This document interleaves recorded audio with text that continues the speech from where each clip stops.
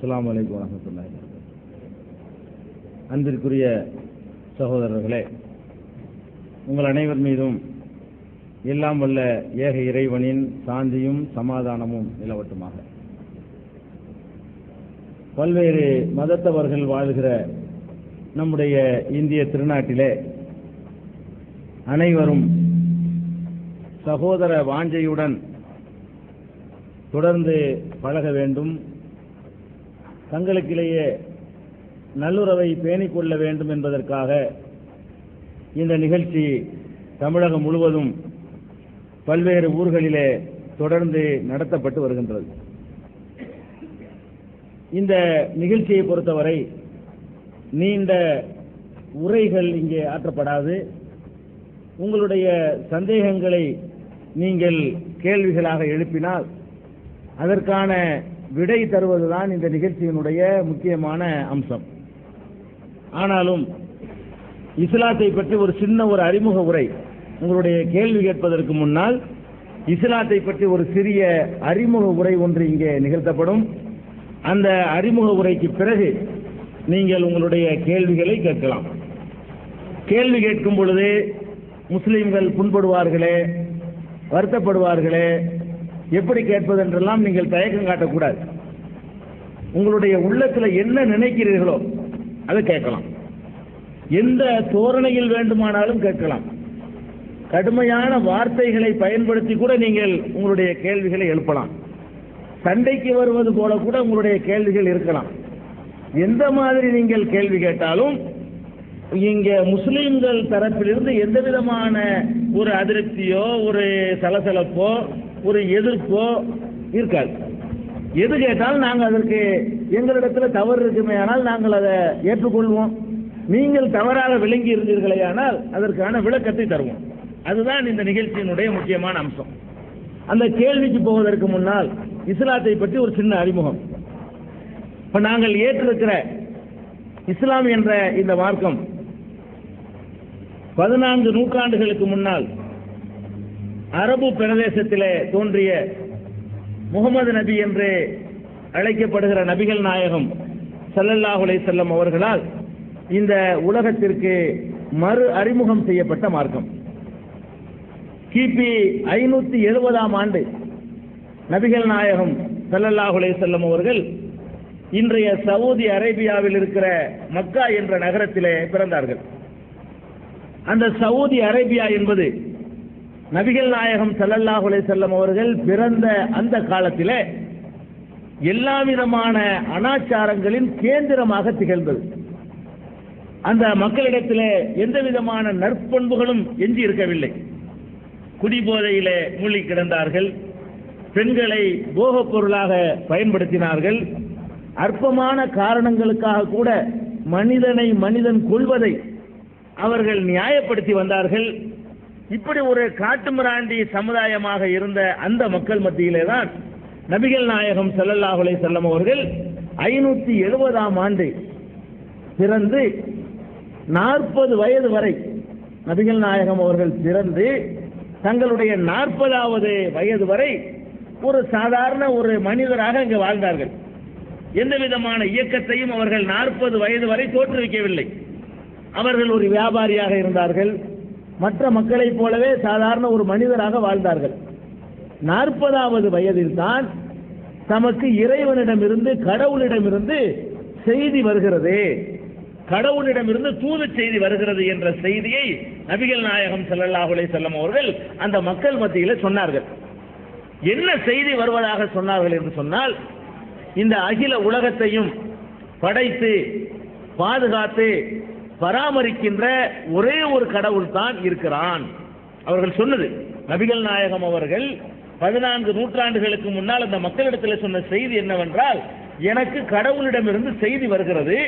அந்த செய்தி என்னவென்று சொன்னால், ஒரு கடவுளை மாத்திரம் வணங்குங்கள், பல கடவுளை வணங்காதீர்கள், மனிதர்களை வணங்காதீர்கள், பொருட்களை வணங்காதீர்கள்.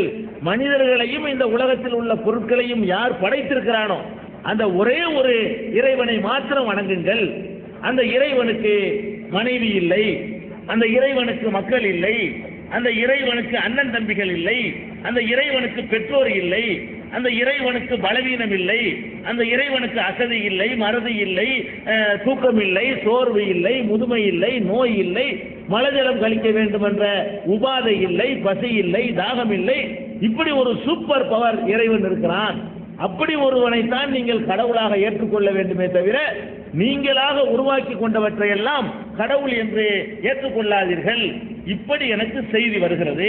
நபிகள் நாயகம் சொன்னார்கள், இதுதான் எனக்கு வருகிற செய்தி. திருடாதீர்கள், மதுபானம் அருந்தாதீர்கள், விபச்சாரம் செய்யாதீர்கள், சூதாடாதீர்கள், ஏமாத்தாதீர்கள், மோசடி செய்யாதீர்கள், பொய் சொல்லாதீர்கள், புறம் பேசாதீர்கள், அடுத்தவருடைய உரிமைகளில் தலையிடாதீர்கள், கொலை செய்யாதீர்கள், உறவினரை அனுசரித்து வாழுங்கள், மக்களுக்கு உதவியாக இருங்கள். இதெல்லாம் தனக்கு வருகிற செய்தி என்று சொன்னார்கள். ஒரே ஒரு கடவுளை பற்றியும் தனக்கு செய்தி வருகிறது என்று சொன்னார்கள். உலகத்தில் எல்லோராலும் ஏற்றுக்கொள்ளப்பட்ட நல்ல பண்புகளை எல்லாம் சுட்டிக்காட்டி இந்த காரியங்களை எல்லாம் நீங்கள் செய்ய வேண்டும் என்று எனக்கு கடவுளிடமிருந்து செய்தி வருகிறது என்று நபிகள் நாயகம் ஸல்லல்லாஹு அலைஹி வஸல்லம் அவர்கள் சொன்னார்கள். 40வது வயசுல, கிபி 610 இந்த போதனையை நபிகள் நாயகம் ஸல்லல்லாஹு அலைஹி வஸல்லம் அவர்கள் ஆரம்பிக்கிறார்கள். இப்படி ஆரம்பித்தா என்ன நடக்கும்? அந்த மக்கள் எல்லா விதமான தீமைகளையும் செய்து கொண்டிருக்கிற மக்களால் கடுமையான எதிர்ப்புக்கு ஆளானார்கள். பல கடவுளை வணங்கக்கூடிய மக்கள்கிட்ட போய் இதெல்லாம் கடவுள் இல்லைங்க, உங்களை படைச்சவனை வணங்குங்கன்னு சொன்னா அவங்க அதை சாதாரணமாக எடுத்துக்கொள்ள மாட்டார்கள். கடுமையான முறையில் தாக்கினார்கள், ஊர் நீக்கம் செய்தார்கள், கொலை செய்வதற்கு முயற்சி செய்தார்கள், போற வார வழிகளில் கேலி செய்தார்கள், கிண்டல் செய்தார்கள். அவர்கள் வெளியே நடமாடக்கூட முடியாத அளவுக்கு அவர்களுக்கு சமூக கட்டுப்பாடு விதித்தார்கள், ஊரை விட்டு ஒதுக்கி வைத்தார்கள், யாரும் எந்த கொடுக்கல் வாங்கலும் செய்யக்கூடாது என்று சொன்னார்கள். அவர்களை யாரெல்லாம் ஏற்றுக்கொண்டார்கள் அவர்களை எல்லாம் கூட வெட்டி கொன்றார்கள். நபிகள் நாயகத்தை யாரெல்லாம் ஏற்றுக்கொண்டார்களோ அவர்களுக்கெல்லாம் கூட பலவிதமான துன்பங்களை கொடுத்தார்கள். இப்படி 40வது வயதிலிருந்து 53வது வயது வரை 13 வருட காலம் நபிகள் நாயகம் அவர்கள் அந்த தம்முடைய சொந்த மண்ணிலே பலவிதமான துன்பங்களுக்கு ஆளானார்கள், பலவிதமான கொடுமைகளுக்கு உட்படுத்தப்பட்டார்கள்.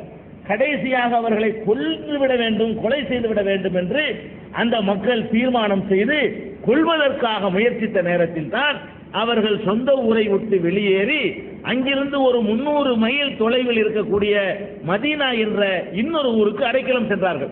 மக்கா என்ற ஊரிலிருந்து தங்களுடைய 53வது வயதிலே மதீனா என்ற இன்னொரு ஊருக்கு அடைக்கலமாக அங்கே சென்றார்கள். அந்த ஊருக்கு சென்ற பிறகு நபிகள் நாயகம் அவர்களுடைய இந்த போதனை அந்த மக்களை உடனடியாக ஈர்த்தது. கூட்டம் கூட்டமாக நபிகள் நாயகத்தின் பக்கம் அந்த மக்கள் சாய்ந்தார்கள். 10 வருட காலத்தில் 53வது வயசுல இருந்து 63 வயசு வரைக்கும் தான் வாழ்ந்தாங்க. 53 வயசுல மதீனாவுக்கு போனவர்கள் 63வது வயசுல அந்த மதீனா நகரத்தையும் அதை சுற்றி உள்ள பிரதேசங்களையும் தங்களுடைய ஆளுகையின் கீழ் கொண்டு வர்ற அளவுக்கு மக்கள் எல்லாம் வந்துட்டாங்க. மக்கள் அனைவருமே வந்து விட்டார்கள். எந்த ஊர் விரட்டி அடித்ததோ சொந்த ஊர், அந்த மக்களும் கூட பின்னர் நபிகள் நாயகம் அவர்களுடைய அந்த கொள்கை ஏற்றுக்கொண்டார்கள். நபிகள் நாயகம் அவர்கள் மரணிக்கிற நேரத்தில் அவர்கள் மிகப்பெரிய சாம்ராஜ்யத்தின் அதிபராக மரணித்தார்கள்.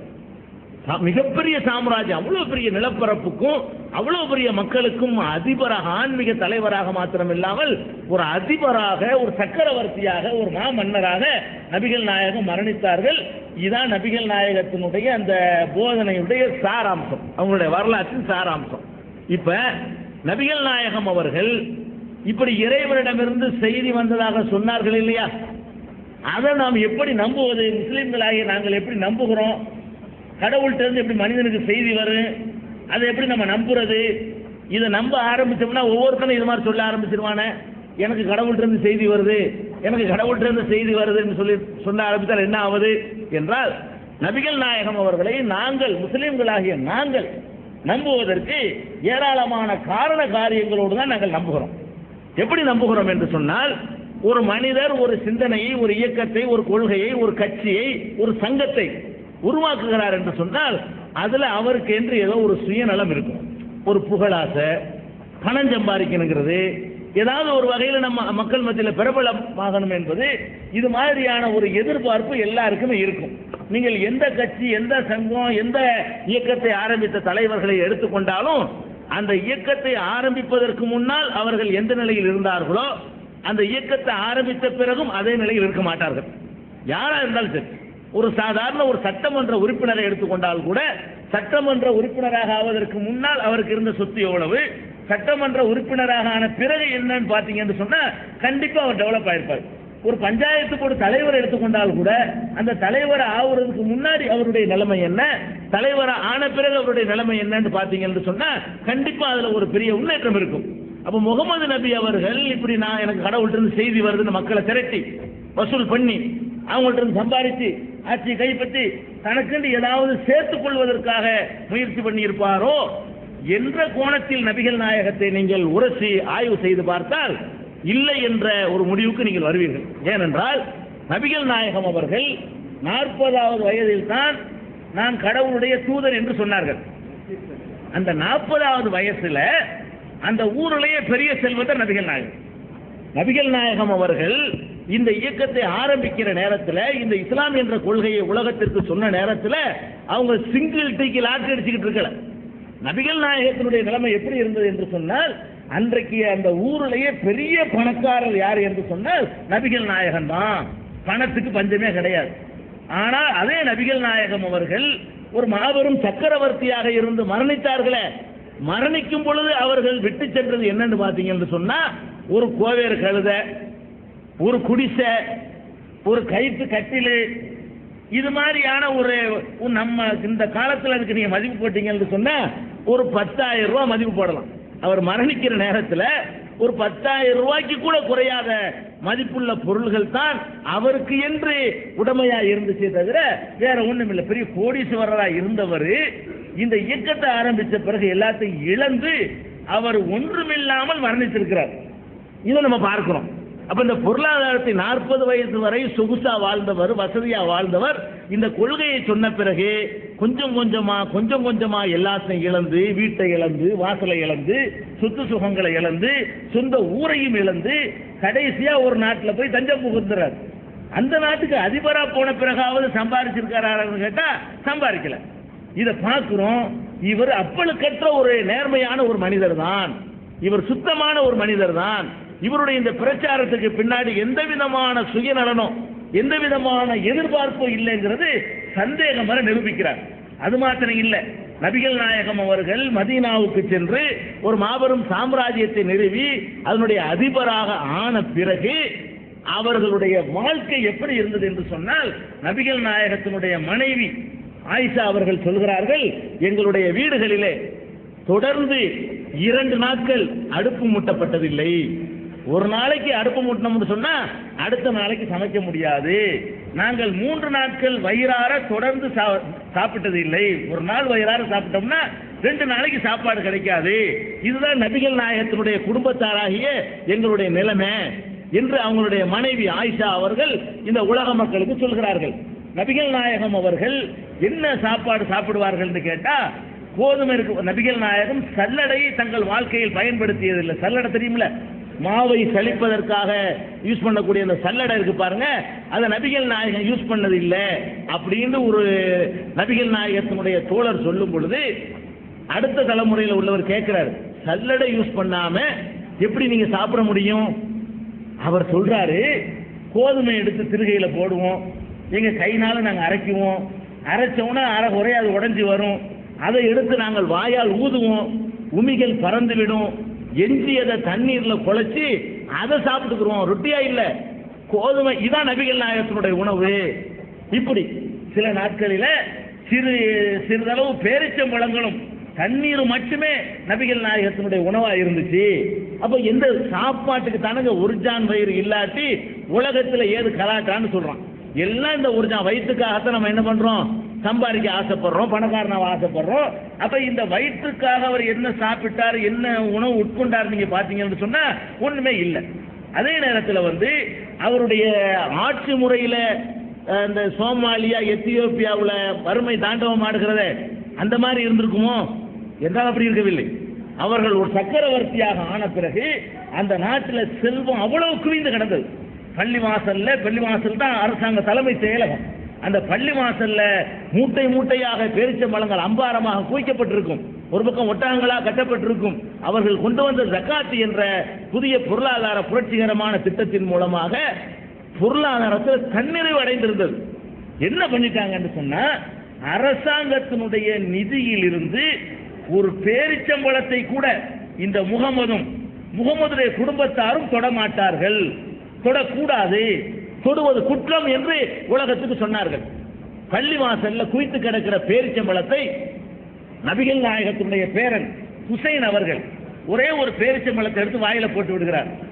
உடனே நபிகள் நாயகம் அதை பார்த்துவிட்டு தம்முடைய விரலை அந்த குழந்தையுடைய வாயில் விட்டு அந்த ஒரு பேரிச்சம்பழத்தையும் எடுத்து வெளியே தூக்கி போட்டுட்டு, முகமதுடைய குடும்பத்தார் அரசு கருவூலத்தை தொடக்கூடாது என்று உனக்கு தெரியாதா? என் பேரப்பிள்ளையா, சின்ன பிள்ளைங்க சொல்றாங்க, என் பேரப்பிள்ளையா இருந்துகிட்டு நீ எப்படி அதை தொடலாம்? அப்ப மிகப்பெரிய கோடீஸ்வரரா இருந்து இழக்கிறாரு, பிறகு கோடி கோடியா சொத்துக்கள் குவிகிற அளவுக்கு ஒரு அரசாங்கத்தை உருவாக்குறாரு. அதிலிருந்து ஒரு பேரிச்சம்பழத்தை அவர் தொட்டது கிடையாது. அவர் தொட்டது மாத்திரமில்ல, அவர் விட்டு சென்ற பிறகு சொல்லிட்டு போறாரு, நான் மரணிக்கும் பொழுது எதையெல்லாம் விட்டு செல்கிறேனோ அந்த சொத்துக்கள் எதுவாக இருந்தாலும் அரசு கருவூலத்தில் சேர்க்கப்பட வேண்டும், என்னுடைய வாரிசுகள் அதற்கு சொந்தம் கொண்டாடக்கூடாது என்று அதையும் மக்கள் மத்தியில் அறிவிச்சுட்டு போயிடுறாரு. அந்த விட்டுட்டு போன அந்த கோவேறு கழுதையும் அந்த வீடும் அந்த குடிசையும் அந்த இடங்களும் அரசாங்கத்துக்கு சேர்ந்துருச்சு. அவங்களுடைய குடும்பத்தாருக்கு கூட ஒரு சல்லி காசை கூட விட்டு செல்லாமல் தன்னுடைய சொந்த பணங்கள் எல்லாம் கூட அரசாங்கத்துக்கு சேர வேண்டும் என்று எழுதி வைத்து விட்டு சென்றவர்கள் நபிகள் நாயகம் அவர்கள். பார்க்கிறோம், இந்த அப்பல் கற்ற வாழ்க்கை இவர் எதையுமே நம்மள்ட்ட எதிர்பார்க்கல. இந்த கொள்கையை சொன்னதுனால உண்டு சுகிக்கல, உடுத்தி மகிழ்ந்தாரா, வகை வகையா நூற்றுக்கணக்கான ஆடைகளை வச்சிருந்தாரா? அந்த காலத்துல ஒவ்வொரு மன்னர்களும் எப்படி வாழ்ந்தாங்க? இன்னைக்கு ஜனநாயக முறையில் நம்ம வாழ்ந்து கொண்டிருக்கிறோம். 14 நூற்றாண்டுக்கு முந்தைய நீங்க பாத்தீங்கன்னு சொன்னா ஒரு சாதாரண ஒரு புதுக்கோட்டை ராஜாம்பாங்க, ஒரு ஊருக்கு தான் ஒரு ராஜா, ஊர் தானே ஒரு நாடு. இப்பதான் நம்ம இந்தியா ஒரு நாடுன்னு இருக்கிறோம். அந்த காலத்தை எடுத்துக்கிட்டீங்கன்னா புதுக்கோட்டை ஒரு நாடு, மதுரை ஒரு நாடு, ராமநாதபுரம் ஒரு நாடு, வேலூர் ஒரு நாடு, ஆற்காடு ஒரு நாடு, செஞ்சி ஒரு நாடு. அந்த காலத்துல ஒவ்வொருத்தரும் கோட்டையை கட்டி வச்சுக்கிட்டு இது எங்க நாடுமா, என்னடா நாடுன்னு பார்த்தா 200 பேர் இருப்பாங்க. அதான் ஒரு நாடு, 200 பேர் 300 பேர் உட்கார்ந்துக்கிட்டு ஒரு நாடுதான். இந்த நாட்டினுடைய அதிபர்கள் எல்லாம் எப்படிப்பட்ட கோட்டை கொத்தளங்களோட வாழ்க்கை நடத்தினாங்க. இவர் மாபெரும் சக்கரவர்த்தியாக இருந்த நேரத்தில் இவர் வச்சிருந்த ஆடை என்ன தெரியுமா? ஒரு போர்வை மேல போத்திக்கிடுவார், கீழே ஒரு போர்வையை வேட்டியா கட்டி கொள்வார். இதுதான் அவருடைய ஆடை. விசேஷ நாட்களுக்கு அணிவதற்காக தைக்கப்பட்ட ஒரு ஆடை இருக்கும். வெள்ளிக்கிழமை, பெருநாள், வெளிநாட்டிலிருந்து வரக்கூடிய மக்களை சந்திக்கிறது, இதுதான் அவருக்கு உள்ள ஆடையா இருந்துச்சே தவிர ஆடைகளை குவித்து வைத்திருக்கவில்லை. இது அவருடைய நிலைமை. அவருடைய படுக்கை ஒரு கைத்து கட்டில் தான் படுத்து கிடப்பார், மேனியெல்லாம் சிவந்து போயிடும். அல்லாஹ்வுடைய தூதரை ஏன் இவ்வளவு கஷ்டப்படுறீங்க? நாங்களாவது உங்களுக்கு ஒரு நல்ல ஒரு மென்மையான ஒரு விரிப்பை ஏற்பாடு செய்கிறோமே, அதுல படுத்துக்கிறீங்களேன். எனக்கு இந்த உலகத்துக்கு என்னப்பா இருக்குது? மரத்தடியில் நிழலில் இலைப்பாரி விட்டு செல்கிற ஒரு பயணி தான் நான். இந்த உலகத்தில் கொஞ்ச நேரம் இலைப்பாரிட்டு போய் சேர வேண்டிய இடம் வேற இடம் இருக்கிறது. அதனால இறைவனிடத்தில் நான் சேர வேண்டி இருக்கிறதுனால நான் இதெல்லாம் தொடமாட்டேன்னு சொல்லி காலமெல்லாம் அந்த கைத்து கட்டில் தான். 5 குடிசைதான் அவருடைய வீடு. அவர் படுத்து கிடந்தார்னு சொன்னா, அவர் மனைவி படுத்தார்னு சொன்னா இவருக்கு தொழுவுறதுக்கு இடம் இருக்காது. அவ்வளவு பெரிய சின்ன குடிசை தன்னுடைய வீடு அரண்மனை ஆக்கி வச்சிருந்தார். குடிசைதான், ஒரு கைத்து கட்டில் தான். தலைமானி கூட தலையணை இருக்கு, படுத்துக்கிற தலையணை, அதில் கூட சருகுகளையும் கூலங்களையும் உள்ள திணிச்சு அதுதான் அவருடைய தலையணையாக இருந்தது. இப்படி எந்த இந்த உலகத்தில் ஆன்மீகத்தை சொல்லி அல்லது அரசியல் தலைமையை சொல்லி மக்கள் சேர்ந்து ஒரு சல்லிக்காசையும் பெறாத அந்த நாணயம் இருக்கு பாருங்க, கண்டிப்பா இவர் போய் சொல்லியிருக்க மாட்டாரு. என்னத்துக்கு சொல்லணும்? என்ன எதுக்கு இறை தூதர்னு சொல்லிவிட்டு இவர் அடைஞ்சது என்ன என்று நாங்கள் சிந்திக்கிற நேரத்தில் மாமனிதர் முகமது ஸல்லல்லாஹு அலைஹி வஸல்லம் அவர்கள் கண்டிப்பா அவர் உண்மையாளராக தான் இருக்கணும் அப்படிங்கிறதுக்கு வர்றோம். சரி, காசு பணத்தை விட்டுருங்க, அவருடைய அந்தஸ்து புகழ், 4 பேர் இப்படி கை கட்டி நிற்கணும், நம்ம காலில் விழுந்து கும்பிடணும், இதுக்காக வேண்டி சில பேர் ஆசைப்படுவாங்க. ஒரு இயக்கத்தை ஆரம்பிக்கிறவன், ஒரு சங்கத்தை ஆரம்பிக்கிறவன் காசு பணத்துக்கு ஆசைப்படாவிட்டால் கூட மக்கள் எல்லாம் தனக்கு அடிமையாக சேவகம் செய்ய வேண்டும், அந்த வாய்ப்பு இந்த தலைமையில் தான் கிடைக்கும் என்று ஆசைப்படுவார்கள். அப்படி நடந்துக்கிட்டார் இவரு. இவ்வளவு பெரிய சக்கரவர்த்தி ஆகிற நேரத்தில் மக்கள்கிட்ட சொல்றார், மக்களே நீங்கள் எல்லாம் அமர்ந்திருக்கிற சபைக்கு நான் வருவேன், எனக்காக யாரும் எந்திரிச்சு நிற்க கூடாது. அவர் சொல்றார், நீங்கள் அமர்ந்திருக்கிற சபைக்கு நான் வந்தால் எனக்காக யாரும் எழுந்து நிற்க கூடாது, எனக்காக குனிந்து யாரும் மரியாதை செய்யக்கூடாது, என் காலில் விழுந்து யாரும் சாஷ்டாங்கம் செய்யக்கூடாது. நானும் உங்களை போன்ற ஒரு மனிதன், கடவுளிடமிருந்து ஒரு செய்தி வருகிறது என்பதை தவிர நான் மனுஷன் தான்.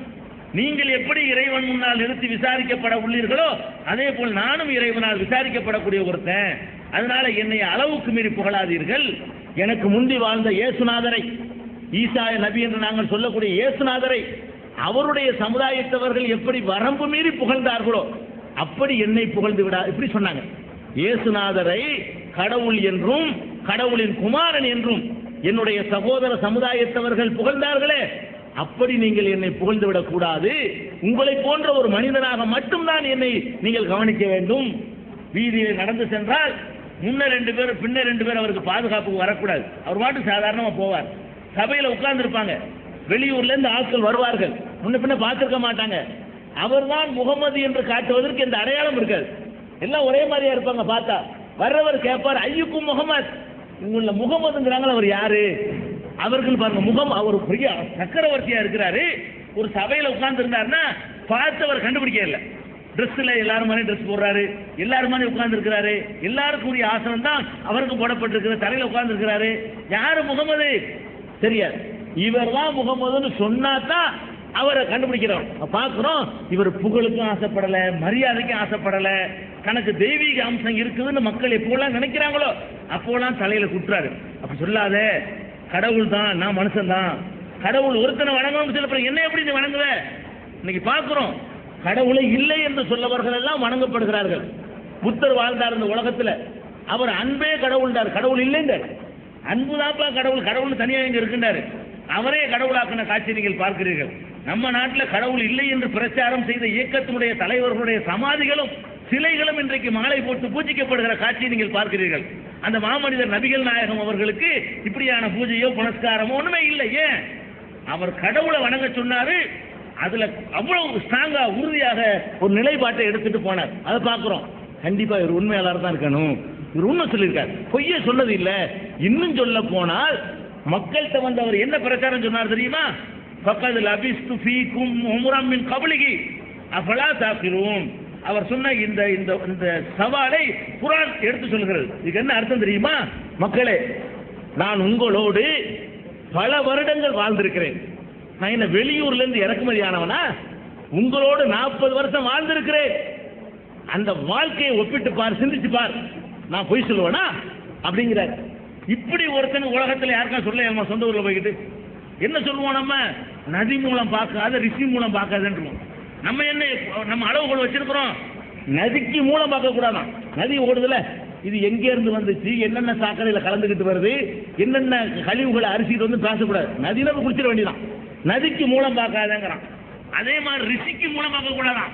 ரிஷிங்கிறார் சாமியாரா, அவர் எப்படி என்னன்னு பழச கிளறாதேங்கிறாங்க. நதிக்கு மூலம் பார்க்க கூடாது.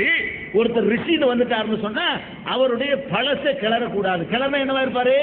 இப்ப ரிஷியா இருக்கிறவரு வேற மாதிரி இருந்திருப்பாரு. 10 வருஷத்துக்கு முன்னாடி, 15 வருஷத்துக்கு முன்னாடி போனீங்கன்னா அவருடைய கதையை கேட்டா நாரி போற மாதிரி இருக்கும். முகமது நபி சொன்னாரு, ரிஷி மூலம் பாருண்டாரு. 40 வருஷம் உன்னோட வாழ்ந்திருக்கிறேன், நாக்கில பல்ல போட்டு சொல்லுவாப்ப ஒரு குற்றச்சாட்டு. போய் சொல்லியிருக்கானா, திருடி இருக்கிறானா, பொம்பளைய பார்த்து சைத்தடிச்சிருக்கிறானா, ஏமாச்சிருக்கிறானா, மோசடி செஞ்சிருக்கிறானா, வாங்கின கடனை இல்லைன்னு சொல்லியிருக்கிறானா, திமிரா நடந்திருக்கிறானா, 40 வருஷம் வாழ்க்கையை முன்னாடி வைக்கிறேன், ஒரு குறை சொல்ல என்னைய என்று தன்னுடைய வாழ்க்கையவே 40 வருஷ வாழ்க்கையை சொந்த ஊர்ல, நான் ஆம்பூர்ல வந்து விட்டு அடிச்சுட்டு போயிடலாம், நான் யாருங்கிற என் ஊர்ல போய் கேட்கணும். என்னுடைய 25 வருஷம் நான் எப்படி இருந்தேன், என்னுடைய 30 வருஷம் எப்படி இருக்கேங்கிறது என்னுடைய சொந்த ஊருக்காரருக்கு தெரியும், ஆம்பூர்காரருக்கு தெரியாது. முகமது நபி எங்க போய் சொன்னார் தெரியுமா? தன்னை 40 வருஷமா பார்த்துட்டு இருக்கிற மக்கள்கிட்ட போய் சொன்னார். சின்ன பிள்ளையில இருந்து பாக்குறாங்க, அவங்கள்ட்ட சொன்னாரு, உன்னோட தானே இருக்கிறேனா, 40 வருஷமா இருக்கிறேன்ல, 40 வருஷமா என்னுடைய வாழ்க்கையை பார்த்துட்டு நான் போய் சொல்லுவேன் நினைக்கிறியா? நான் போய் சொல்லுவேன். அப்ப 40 வருஷத்துக்கு ஒருத்தர் நடிக்க நல்ல மாதிரி நடிக்கிறாத, ஒரு 5 நாளைக்கு தான் நடிக்க முடியும், 6ஆவது நாள் வெளுத்து போயிடும். 6ஆவது நாளைக்கு நடிக்கலாம், 5 நாளைக்கு அப்படி இப்படி ஒரு மாதிரியா நடிக்கலாம். அப்புறம் அவருடைய இயற்கை தன்மை வெளிப்பட்டு ஒரு ஆள் 2 ஆள் 10 ஆள் 100 ஆளுக்கு தெரிஞ்சு போயிடும். அப்ப 40 வருஷ காலமாக அவருடைய வாழ்க்கையை முன்னாடி வச்சு சொன்னாரு. அந்த அப்பழுக்கற்ற வாழ்க்கையை பார்க்கிற யாருமே முகமது நபி அவர் பொய் சொல்லல, இறை செய்தி வருதுன்னு சொல்றது உண்மைதான் புரிந்து கொள்ற அளவுக்கு இருக்கிறது. அது மாத்திரம் இல்லாம அவர் இறை செய்தி என்று சொன்னதுதான் நாங்கள் குர்ஆன்கிறோம். குர்ஆன் சொல்றோமே, அந்த குர்ஆன் தான் எனக்கு இறைவன் வந்து செய்தின்னு சொல்லி மக்கள்கிட்ட சொன்னார். இந்த குர்ஆனை நீங்கள் ஆய்வு செய்து பார்த்தால் கூட கண்டிப்பா இது இறை செய்தி தான் என்று அறிஞ்சிக்கிறீங்க. ஏன் தெரியுமா? இந்த குர்ஆனை நீங்கள் புரட்டி பார்த்தீர்களேயானால், அதே மாதிரி நம்ம தமிழ் மக்களுக்கு, அரபு மொழி தெரியாத மக்களுக்கு இதை புரிந்து கொள்ள கஷ்டமா இருக்கும். அரபு மொழிக்காரர்கள் படித்தார்கள் என்று சொன்னா மிக உயர்ந்த இலக்கிய தரத்தில் குர்ஆன் அமைந்திருக்கிறது. அரபு மொழியில ரொம்ப ஹை ஸ்டைலான ஒரு இலக்கிய நடையில திருக்குர்ஆன் அமைந்திருக்கிறது. ஆனால் முகமது நபிக்கு எழுதவும் தெரியாது, படிக்கவும் தெரியாது. எழுதவும் படிக்கவும் அனாதை ஆயிட்டார். தாய் வயசில் இருக்கும்போது தந்தை இழந்து விட்டார். 6 வயசுல தாய் இழந்து விட்டார். ஆடு மேய்ச்சிருக்கிறார். இப்படி ஆரம்ப காலத்துல எல்லாம் ஒரு படிப்பை வளர்த்துக்கிற அளவுக்கு இருக்கவில்லை. இப்படி இருந்த ஒருத்தர் கடவுள் செய்தின்னு சொல்றாரு. அது ரொம்ப ரொம்ப உயர்ந்த ஒரு நடையில் அமைந்திருக்கிறது. அந்த நடை அந்த மக்களை ஈர்த்தது. கண்டிப்பா இது முகமது கற்பனை பண்ண முடியாது. 1ஆம் கிளாஸ் கூட படிக்காத ஒருத்தன் கம்பனுக்கு நிகரா கவி பாடினா நீங்க என்ன பண்ணுவீங்க? 1ஆம் கிளாஸே படிச்சது இல்ல அவன் கம்பனுக்கு போட்டியா கவி ஏற்றினான்னா ஆஹா இது ஒரு தெய்வீகம் சொல்லுவீங்க இல்லையா? அப்ப இவருடைய அந்த குர்ஆன் என்று இவர் இறை செய்தி என்று சொன்னதை பார்த்தீங்க என்று சொன்னா அரபு மொழியில அன்றைக்கு இருந்த பெரிய பெரிய இலக்கியங்களை எல்லாம் தூக்கி கீழே போட்டு மிதிக்கிற அளவுக்கு ஒரு உயர்ந்த ஸ்டைல் அமைந்திருக்கிறது. ஒரு ஸ்டைல் மாத்திரம் அல்ல, அந்த குர்ஆனில் சொல்லப்பட்ட அறிவுரைகளை இன்னைக்கு 14 நூற்றாண்டு கடந்து விட்டதுங்க. 14 நூற்றாண்டுக்கு பிறகு இன்னைக்கு நீங்க குர்ஆனை பார்த்தால் கூட இந்த நூற்றாண்டில் வாழ்கிற ஒரு பெரிய விஞ்ஞானி ஒரு பெரிய அறிவாளி எழுதினால் எப்படி இருக்குமோ அதை விட உயர்ந்த தரத்தில் குர்ஆன் அமைந்திருக்குது பாருங்க. அதை வச்சு அவர் இறை தூதர் நம்ம நம்பிக்கை கொள்ள முடியும். எப்படி ஒரு மனிதன் எழுதுறான், நான் ஒரு புத்தகத்தை எழுதுறேன், இந்த புத்தகம் ஒரு 20 வருஷத்துக்கு வேண்டாம் நிற்கும். 25 வருஷத்துக்கு பிறகு பார்த்தீங்கன்னு சொன்னா அதுல தப்பு கண்டுபிடிப்பாங்க. என்ன இப்படி எழுதிக்கிறாங்க? ஏன்னா காலம் மாற மாற சில உண்மைகள் நமக்கு தெரிய வரும். எந்த ஒரு நூல் 50 வருஷத்துக்கு நிற்காது. எல்லாரும் சேர்ந்து உண்டாக்கணும். நம்ம நாட்டு அரசியல் சட்டம் இருக்கு, அதை இப்ப திருத்தணுங்கிறாங்க. சாதாரண ஆட்கள் உண்டாக்கல, பெரிய பெரிய விற்பனர்கள்லாம் சேர்ந்து உண்டாக்கின ஒரு அரசியல் சாசனமே 50 வருஷம் கிடக்கிறதுக்குள்ள திருத்தம் தேவைன்னு சொல்றாங்க. 14 நூற்றாண்டான பிறகும் கூட திருமறை குர்ஆன்ல திருத்தம் தேவையானா தேவையில்லைங்கிற அளவுக்கு உயர்ந்த நடை. திருக்குர்ஆன் இந்த பூமியை பத்தி பேசுகிறது. உருண்டேன்னு பேச முடியுமா? 14 நூற்றாண்டுக்கு முந்தி பேச இயலுமான்னு கேட்கிறான். இந்த பூமி உருண்டை என்று இன்னைக்கு நம்ம எல்கேஜி, இன்னைக்கு சாதாரணமா நீங்க சொல்லலாம் 1ஆம் கிளாஸ் பையன் சொல்லுவான். ஆனால் 14 நூற்றாண்டுக்கு முன்னாடி பூமி தட்டேன்னு எல்லாரும் நினைச்சிருந்த காலத்துல திருமறை குர்ஆன் பூமியை உருண்டேங்குது, அது சுத்துதுங்குது, எல்லா கோள்களுமே உருண்டேன்னு சொல்லுது, எல்லா கோள்களுமே தங்களுடைய பாதையில சுற்றி சுழன்று நீந்தி கொண்டு இருக்கின்றன என்று திருமறை குர்ஆன் பேசுகிறது. சூரியன் ஓடிக்கொண்டே இருக்கிறதுங்கிற அந்த பேருண்மையை இன்னைக்கு கண்டுபிடிச்சிருக்கிறாங்களே அதை குர்ஆன் சொல்லுகிறது. பெருவெடிப்பு கொள்கை இஸ்லாம் சொல்கிறது. எப்படி இந்த பிரபஞ்சம் உண்டானுச்சுன்னு சொல்லி விஞ்ஞானிகள் சொல்கிறார்களோ அந்த கருத்தை 2வது கருத்துக்கு இடமில்லாமல் தெளிவான வார்த்தைகளால் குர்ஆன் சொல்கிறது. கருவிலே குழந்தை எப்படி உண்டாகிறது என்ற செய்தியை குர்ஆன் பேசுகிறது. எப்படி பேசுது? 14 நூற்றாண்டுக்கு முந்தி வாழ்ந்தவன் பேசுற மாதிரி பேசல. இன்னைக்கு ஸ்கேன் யுகத்தில் வாழ்றவன் இந்த காலத்துல வாழ்கிற ஒரு பெரிய மருத்துவ மேதை பேசுவது போல ஏன் அதை விட சிறந்த நடையில திருமறை குர்ஆன் அதை பற்றி பேசுகிறது, மலையை பற்றி பேசுகிறது, பலவிதமான அதிசயங்களை பற்றி குர்ஆன் பேசுகிறது, விஞ்ஞான விஷயங்களை பேசுகிறது. எப்படி பேசுதுன்னா இது பெரிய பெரிய ஒரு ஆராய்ச்சியாளன் பேசுற அளவுக்கு பேசுகிறது. அப்ப நம்ம நினைக்கிறோம் இது எழுத படிக்க தெரியாத 14 நூற்றாண்டுக்கு முந்தி வாழ்ந்த ஒரு மனிதனின் வார்த்தை இல்ல. 14 நூற்றாண்டுக்கு முந்தி வாழ்ந்தவருக்கு பூமி உருண்டை எப்படி தெரியும்? அது சுத்துதுங்கிற எப்படி தெரியும்? அது சுழலுதுங்கிற எப்படி தெரியும்? அப்படி கருவுல குழந்தைகள் எத்தனை ஸ்டேஜ் அடையுது என்ற ஒரு விஷயம் எப்படி தெரியும்? இது ஆராய்ச்சி பண்ணக்கூடிய நேரத்தில் இது இறை செய்திதான், இது மனித வார்த்தை இல்ல. மனுஷ வார்த்தைன்னா முகமதுக்கு இப்படி அன்னைக்கு சொல்லியிருக்க முடியாது. நீங்க வாழ்ந்தாலும் நான் வாழ்ந்தாலும் 14 நூற்றாண்டுக்கு முந்தி நம்ம வாழ்ந்தோம்னு சொன்னா இப்படி பேச மாட்டோம். கலிலையோ பூமியை உருண்டன்னு சொன்னதுக்காக வேண்டி அவனை பின்னி எடுத்துட்டாங்க. நம்ம பார்க்கிறோம். அவன் நபிகள் நாயகத்துக்கு பிந்தி வந்தாலும் சொன்னவனுக்கு எந்த கதின்னா அதுக்கு முந்தி வாழ்ந்த நபிகள் நாயகம் என்ன பண்றாருன்னு கேட்டா இதையெல்லாம் கடவுள் சொன்னான்னு சொல்றாரு. பூமியை பத்தி, வானத்தை பத்தி, சூரியனை பத்தி, சந்திரனை பத்தி, எல்லா கோள்களை பற்றியும் பேசுகிறாரு. பலவிதமான பூமிக்கு கீழே உள்ளதை பத்தி, பூமிக்கு மேல உள்ளதை பத்தி, ஆகாயத்தை பத்தி எல்லாம் சொல்றாரு. நிலத்தடி நீரை சேமிக்கிறத பத்தி கூட அவர் சொல்றாரு. திருமறை குர்ஆன்ல இன்னைக்கு மழை நீரை சேகரிக்கிறவன் இந்த மழை நீர் சேகரிக்கிறதனுடைய பயனை கூட நபிகள் நாயகம் இன்னைக்கு தான் இவன் கண்டுபிடிச்சு சொல்றான். ஒரு 2 வருஷத்துக்கு முந்தி கூட இந்த செய்தி நம்மளுக்கு சொல்லப்படவில்லை. 14 நூற்றாண்டுக்கு முன்னாடி திருமறை குர்ஆன் அதை பற்றி கூட பேசுகிறது. அப்ப இதையெல்லாம் பார்க்கிற நேரத்தில் இது முகமது கற்பனை செஞ்சிருக்க முடியாது, அவர் சொல்றபடி கடவுள் செய்தியாக தான் இருக்க முடியும் என்ற ஒரு நம்பிக்கை நமக்கு அதிகமாகிறது. அதனால தான் நம்ம முகமது நபி அல்லாஹ்வுடைய தூதர் என்றும் அல்லாஹ்னு ஒருத்தர் இருக்கிறான் என்றும் முஸ்லிம்கள் நம்புகிறோம். இதுதான் இஸ்லாத்துக்கு அடிப்படை. அதே நேரத்தில் ஒரு செய்தி நீங்க வழங்கிக் கொள்ளணும், இந்த இஸ்லாத்தை உண்டாக்குனவர் முகமது கிடையாது. முதல் மனிதன் கடைபிடித்த மார்க்கமே இஸ்லாம் தான். அதை நீங்க தெரிஞ்சுக்கணும். முதல்ல கடவுள் ஒரு ஜோடியை படைக்கிறார், ஒரு மனுஷனை தான் படைக்கிறார், ஒரு ஆணையும் ஒரு பெண்ணையும். அவர்கள் முஸ்லிம்கள் தான். அதாவது ஒரு கடவுளா ஏற்றிருந்தாங்க. இப்படி ஏராளமான இறை தூதர்கள் வந்தார்கள். அதுல நான் கடைசியானவன் அப்படித்தான் நபிகள் நாயகம் சொன்னாங்களே தவிர நான் தான் இந்த மார்க்கத்தை உலகத்துல உண்டாக்குறேன்னு சொல்லவே இல்லை. நமக்கு முன்னாடி உலகத்தில் பல இந்தியாவில், தமிழ்நாட்டில், ஆந்திராவில், கேரளாவில், கர்நாடகாவில், அமெரிக்காவில், சைனாவில், ரஷ்யாவில், ஜப்பான் எல்லா பகுதிகளிலையும் இந்த மெசேஜ் சொல்லப்பட்டிருக்கிறது. எனக்கு முன்னால் சொல்லப்பட்டிருக்கிறது. பல தூதர்கள் வந்து சொல்லி இருக்கிறார்கள். அதை அந்த சொன்னவர்களே கடவுளாக்கி விட்டாங்க. யாரெல்லாம் வந்து கடவுள் ஒருத்தன்னு சொல்றாங்களோ அவரையும் கடவுளாக்கிடுவாங்க. இதான் உலகத்தில் பாக்குறீங்க. முகமது நபி மட்டும்தான் அப்படி ஆகப்படலைங்க.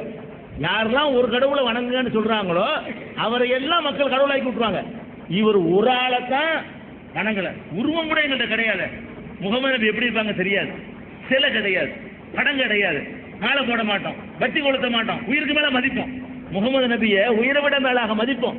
அப்படிப்பட்ட ஒரு அடிப்படையை போட்டு தனக்கு கூட எந்த மரியாதையும் செய்யக்கூடாது என்ற ஒரு சித்தாந்தத்தை உண்டாக்கி கடவுளை மட்டும் மனிதன் வணங்க வேண்டும், என்னைய கூட வணங்கக்கூடாது, என்னிடத்தில் கூட பிரார்த்தனை செய்யக்கூடாது, என்னைய கூட அழைக்கக்கூடாது என்று சொல்லி அதை உறுதியாக நின்று போனார் பாருங்க.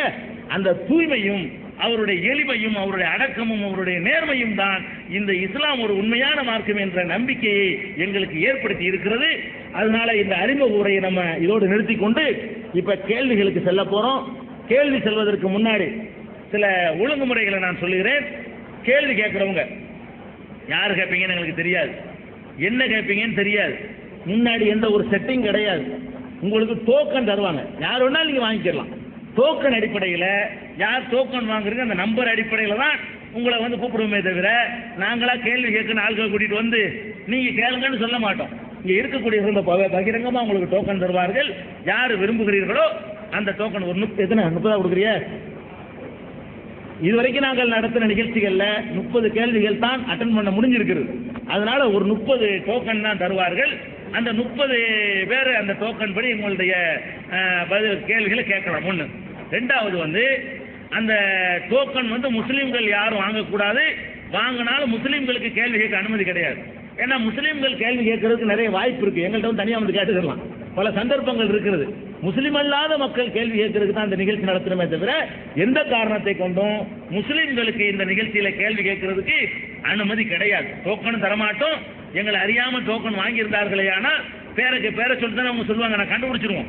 அப்ப கேள்வி கேட்டாருன்னா என்ன செஞ்சிருவோம், அவரை உட்கார வச்சுக்கிடுவோம். அதனால அந்த அடிப்படையை பயணிக்கிறங்க. அடுத்ததாக கேள்வி கேட்கிறவங்க உங்களுக்கு நிறைய சந்தேகங்கள் இருக்கும். ஆனா ஒரு ஆளு ஒரு கேள்வி தான் கேட்கணும். ஏன்னு கேட்டா ஒரு ஆள் 10 கேட்டீங்கன்னு வைங்க, இன்னொரு 10 பேருடைய வாய்ப்பு போயிடும். அதனால நீங்க எத்தனை கேள்வி எதுவா வேண்டாலும் இருக்கலாம்.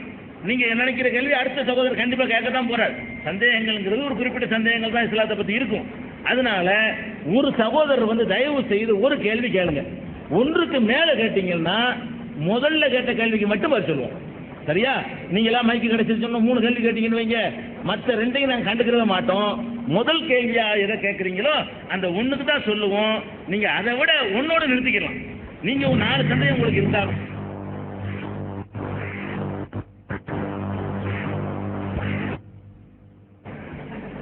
அந்த சகோதரர்கள் கேள்வி எப்படி கேட்டாலும் நீங்க சிரிக்கிறது, வேற மாதிரி உங்களுடைய முகபாவனையை காட்டுறது, அங்கே இருந்து நீங்க எந்திரிச்சு பதில் சொல்றது, இதெல்லாம் இருந்துச்சுன்னு சொன்னா இங்க இருந்து வெளியேற்றிடுவோம்.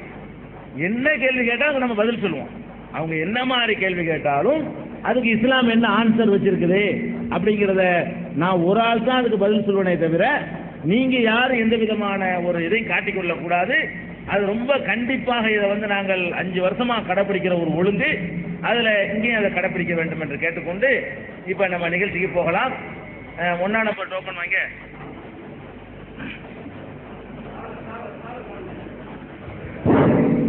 முஸ்லீம் சகோதரர்களுக்கு ஒரு அன்பான அறிவிப்பு. முஸ்லீம் அல்லாத நம் சகோதரர்கள் அதிகம் வந்துகிட்டு இருக்கிறாங்க. தயவு செய்து வாலண்டியர்ஸ் வந்து உங்களை கேட்டுக்கொண்டால் எழுந்து இடம் கொடுக்குமாறு அன்புடன் வேண்டிக் கொள்கிறோம். ஏன்னா முஸ்லீம் அல்லாத நம் சகோதரர்களுக்காகத்தான் இந்த நிகழ்ச்சி, உங்களுக்காக அல்ல. நீங்க எப்ப வேண்டாலும் டிவியில பார்க்கலாம். அதனால அவங்களுக்காகத்தான், அவங்க நம்மளுடைய விருந்தினர்கள், அவர்களை உபசரிப்பது நம்மளுடைய கடமை. ஆகவே இடத்தை கொடுத்து அவர்களை உபசரிக்குமாறு வேண்டிக் கொள்கிறோம். கொடுக்கலையா? கொடுங்க. இந்த பெண்களுக்கு ஒரு முன்னுரிமை கொடுத்துக்கிறேங்க. சரி.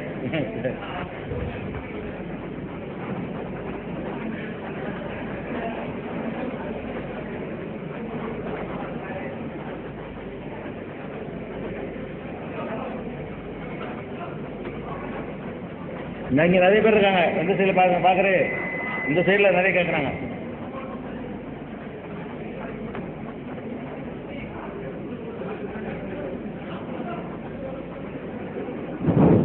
வரும் கையை மட்டும் தூங்குனீங்கன்னா உங்க இடத்துக்கு வரும்.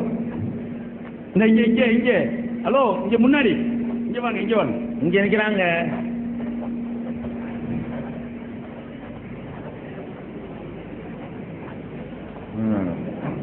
முடிஞ்சா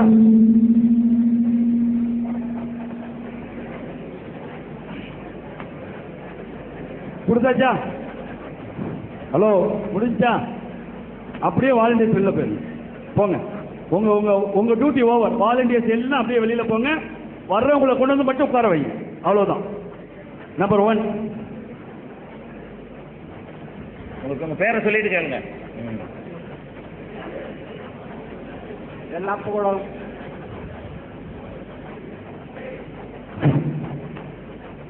புகழும் இறைவனுக்கு.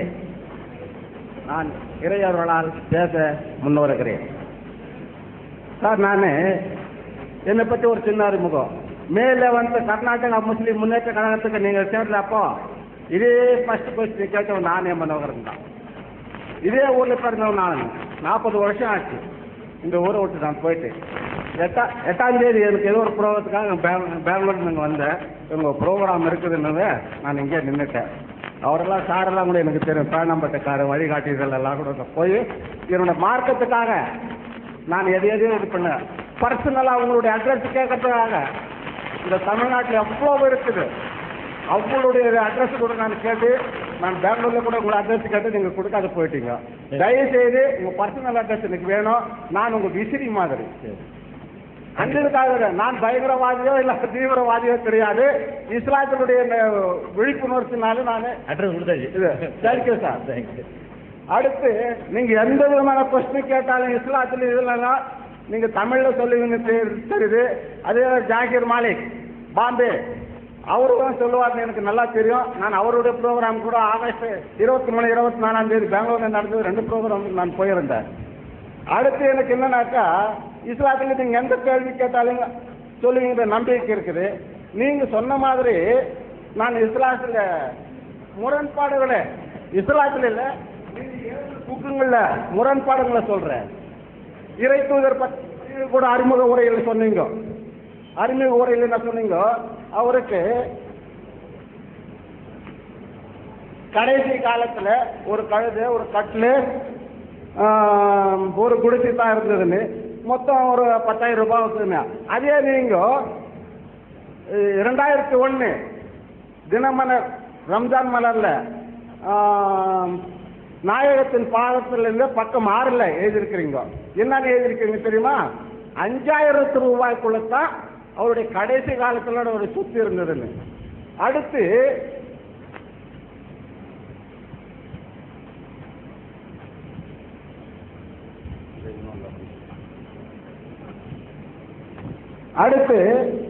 கம்பம் பீர் முகமது அவர்களே நூல் எழுதுந்து நிறைவு பெற்ற இறை தூதுன்றதுல கம்பம் பீர் முகமது பக்கம் 39 பதிப்பகம் முனிவர் அப்படி இது அவர் என்ன எதிர்க்காரு தெரியுமா? கடைசி காலத்தில் முகமதுடைய சொத்து ஒரு ஷீப்பு, தொடுகப்பாய் 2, ஜிப்பா 1, போர்வை 1, குருமா கூடு 1, ஊன்றுகோல் 1, ஒரு ஜோடி செருப்புகள், தண்ணீர் குவளை, ஈச்சம்பாய் 3, பல் துலக்கும் குச்சிகள். அடுத்து இஸ்லாம் என்ற புக்கில் அடியார்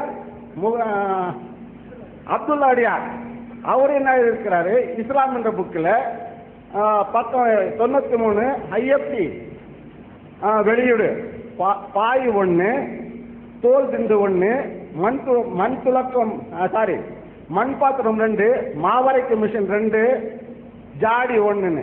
அதே நீங்களும் இது பண்ணிருக்கிறது என்னன்னாக்கா, கடைசி காலத்து அந்த 5,000 சொத்து கூட அவருடைய வாரிசு யாருமே எடுக்கக்கூடாது, பொது நிதியில சேர்க்கணும்னு எழுதியிருக்கீங்க. அப்படி இருக்கும்போது முகமதுனுடைய இது கற்பனை கதை இல்லை, சரித்திரம், வரலாறு. அந்த வரலாற்றுல இந்த 3 பெரிய அறிஞர்கள் ஏன் இந்த மாதிரி முரண்பாட்டா எழுதுறீங்க? அழகான கேள்வி.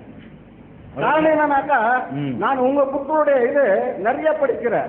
எனக்கு உங்களுடைய ஒளிநாடு அவ்வளவு வேணும்னு கூட நான் எங்கெங்கே கேட்டு உங்க அட்ரஸ் நான் கேட்டு கூட எனக்கு இதுவரையும் கிடைக்கல. தயவு செய்து இந்த முரண்பாடான இது நீங்க விட்டுட்டீங்க. அது புக்கு எழுதுறதுனால தனிப்பட்ட இந்த இதெல்லாம் கூட மறைஞ்சிடும். புக்கில் அது ரிஜிஸ்டர்ட் மாதிரி இருக்குது. தயவு செய்து இந்த மாதிரி முரண்பாடா சரித்திரத்துல நான் சொல்றது கதை இருந்தாக்கா நீங்க விட்டுடலாம். சரித்திரத்தில் நீங்க இந்த மாதிரி நான் எங்க ஆம்பூர் பாஷையை சொல்லினாக்கா பொய்யும் புருட்டும் தயவு செய்து எழுதாதீங்க.